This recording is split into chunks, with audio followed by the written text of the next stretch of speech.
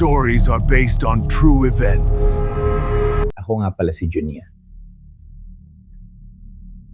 Ang episode natin ngayon ay tungkol sa mga kababalaghan sa mga kalsada, lalo na sa isang sikat na daan sa Quezon City na tinatawag na Balete Drive. Narinig mo na ba ang tungkol sa white lady na sumasakay daw sa taxi at nagdudulot ng disgrasya? Ang kwentong ito ay ibinahagi ng isang taxi driver na papangalanan nating Lando. Siya ay 35 years old, may asawa at 2 anak, at nagdadrive ng taxi sa tuwing gabi upang kumita. Para kay Lando, importante ang bawat pasada. Bawat biyaheng pamasada ay katumbas ng gatas at gamot ng mga anak. Sanay na siyang bumagtas sa iba't ibang kalsada ng Maynila. Ngunit may isang lugar na lagi niyang iniiwasan, ang Balete Drive. Maraming alamat ang nakukwento tungkol sa Balete Drive. Isang babae raw na namatay sa aksidente ang nagmumulto roon. Nakaputi at mahaba ang buhok na sumasakay sa mga taxi tuwing madaling araw. Sinasabi ng mga kwento na kapag may nagpasakay sa iyo na nakaputing babae at humiling na ihatid sa Balete, huwag kang lilingon. Dahil kapag tumingin ka, makikita mo ang duguan at wasak niyang muka. Marami ring driver ang nagsasabing minsan, habang nagmamaneho sila, biglang may makikita silang babae sa rearview mirror at pagkatapos ay mawawala. Hindi naniniwala si Lando sa mga kwento na yun. Para sa kanya, ang mga kababalaghan ay gawa lamang ng takot at imahinasyon ng mga tao. Hanggang isang gabi. 2:00 pasado ng hating gabi. Galing si Lando sa Airport Road. Papauwi na sana matapos ang ilang oras na biyahe. Mahina ang ulan, manipis ang fog, at ang mga ilaw sa kalsada ay malabo. Sa radyo, mabagal na tugtog ang pinapakinggan niya para hindi siya antukin. Nang makarating siya sa kanto ng Balete Drive, nakita niya ang isang babae sa gilid ng daan. Nakaputi ito, mahabang buhok, at nakataas ang kamay na parang humihila ng taxi. Sa una, hindi niya agad pinansin. Maraming pasahero ang nangahabol ang sasakyan kahit madaling araw. Ngunit nang mapatapat siya, napansin niyang walang ibang sasakyan sa likuran at harap niya. Tumingin siya sa babae at napansin niyang basang mga balikat nito parang galing sa ulan. "Manong, pabalete po," sabi ng babae. Malambing ang boses pero may kalungkutan. Napatingin si Lando sa kanyang metro. "Sige po, sakay." Habang sumasakay ang babae sa likuran, sinarado ni Lando ang mga pinto at automatic na nilock ang taxi. Naramdaman niya ang biglang paglamig ng loob ng sasakyan. Habang umaandar, pinilit ni Lando na makipag-usap. "Gabi na po, saan banda kayo sa Balete?" Walang sagot. Sa rear view mirror, nasulyapan niya ang babaeng nakayuko. Hindi niya makita ang mukha dahil natatakpan ng mahabang buhok. May hawak itong maliit na bulaklak, parang gardinya na basa rin sa tubig. "Sira yata ang ilaw sa loob. Huwag niyo na pong buksan," sabi ng babae. Mahina ang tono.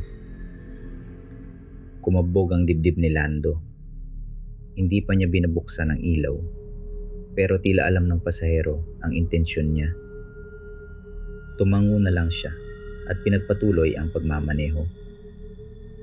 Habang papalapit sila sa gitna ng Balete Drive, mas lalo pang kumapal ang fog. Tahimik ang buong daan, parang sila lang ang tao sa mundo. Sa side mirror, ang mga punong balete ay tila nakayuko. Ang kanilang mga ugat at sanga ay parang braso na humahaplos sa hangin. May narinig si Lando na mahinang tunog mula sa likuran, parang buntong hininga o hikbi. Nang suyapan niya ang rear view mirror, bigla niyang naaninag ang mukha ng babae. Maputi ang balat at maganda. Ngunit sa isang kisap mata, parang nag-iba ang anyo nito. Maputla, may sugat sa noo, at mapupulang pasa sa pisngi. Napaangat ang balahibo ni Lando at napaatras ang kamay niya sa manibela. Pagtingin niya ulit, nakayuko na ulit ang babae at hindi kita ang muka. "Manong, malapit na," bulong ng babae. "Sa malaking puno lang po ako bababa." Ang boses niya ay malamig at parang nanggagaling sa malayo. Ilang metro na lang at makikita na ang malaking balete sa gilid ng kalsada. Napansin ni Lando ang isang kakaibang bagay. Malamig na usok ang lumalabas sa bibig niya kahit nakasara ang bintana. Ramdam niya ang lamig na parang nasa loob siya ng refrigerator. Nagsimula na rin mag-fog ang windshield sa loob, kaya pinahira niya ito ng panyo. Pagdating nila sa malaking puno, huminto si Lando. "Nandito na po tayo," mahina niyang sabi. Narinig niya ang pagkaluskos ng telya na parang may bumukas na pinto. Pero hindi niya narinig ang paglabas ng tao o pagsara ng pinto. Saglit siyang naghintay bago lumingon. Nang tumingin siya sa likuran, walang tao. Ang upuan ay basa na parang may umupo roon. May naiwan din na puting bulaklak sa ibabaw ng upuan. Mas lalo siyang nanghina nang mapansin ang rear view mirror. Sa salamin, biglang lumitaw ang mukha ng babae. Duguan at sirang kalahati nito. Ngunit agad ding naglaho. Napaatras si Lando at napasigaw ng mahina. Nangiinig ang kamay niya habang binubuksan ang pinto para tignan kung may tao sa paligid. Wala siyang nakita. Tanging ang malalaking ugat ng balete at ang liwanag ng ilang poste ang nakapaligid. Pinulot niya ang bulaklak at itinapon sa gilid ng daan. Pero nang hawakan niya ito, napansin niyang malamig ito na parang galing sa loob ng freezer. Habang nagmamaneho papalayo, napansin niya na basa rin ang salaming bahagi ng manibela. May maliliit na patak na parabang luha. Pinunasan niya ito at pinilit kumalma. Pagkarating niya sa isang 24 hours na tindahan sa may kanto, huminto siya at huminga ng malalim. Nandoon ang ilang taxi driver na nagkakape upang magpalipas ng antok. Inikot niya ang susi at pinatay ang makina. Pagkatapos ay lumapit sa kanila. "Mga sir, may kukwento ako," sabi niya, nanginginig ang boses. Ikinuwento niya ang nangyari. Ang pag-angat ng babaeng nakaputi, ang paglamig sa loob ng taxi, ang mukha na parang duguan, at ang misteryosong pagkawala. Tahimik ang grupo habang nakikinig. Pagkatapos niyang magkwento, nagsalita si Mang Berting, ang pinakamatandang driver. "Hindi ka nag-iisa," sabi ni Mang Berting. "Marami na kami nakaranas niyan." Siya ang white lady ng Balete Drive.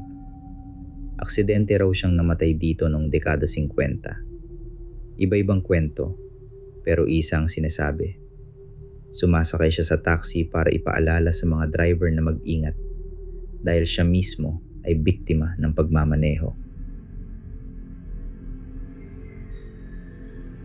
Ayon kay Mang Berting, may mga aksidenteng nangyayari sa kalsadang iyon at madalas binibintang sa multong nakaputi. May mga nagmamaneho ng mag-isa sa madaling araw at biglang may makikita sa rear view mirror na babae, saka mawawala. May ilan daw na natatakot at nawawala sa kontrol, kaya sila ang naaksidente. Pag-uwi ni Lando, tahimik lang siya sa loob ng bahay. Kinabukasan, hindi muna siya bumiyahe. Paulit-ulit na bumabalik sa isip niya ang mukha ng babae at ang malamig na hangin. Naisip niya ang kanyang mga anak. Napagtanto niyang hindi masama ang maghinay-hinay kung makakapagligtas ito ng buhay. Mula noon, hindi na siya dumadaan sa Balete Drive tuwing gabi. Kapag kailangan niyang sumakay ng pasahero babae na nakaputi, laging binubuksan niya ang ilaw para siguraduhing totoo siya. Mas naging maingat siya sa pagmamaneho at mas iginagalang ang mga lugar na may kasaysayan. Sa bawat pasada, naalala niya ang kwento ng White Lady at ang aral nito. Hindi lahat ng kababalagan ay para takutin tayo. Minsan, paalala yon na maging responsable sa daan at huwag kalimutan na ang buhay ay maikli lang.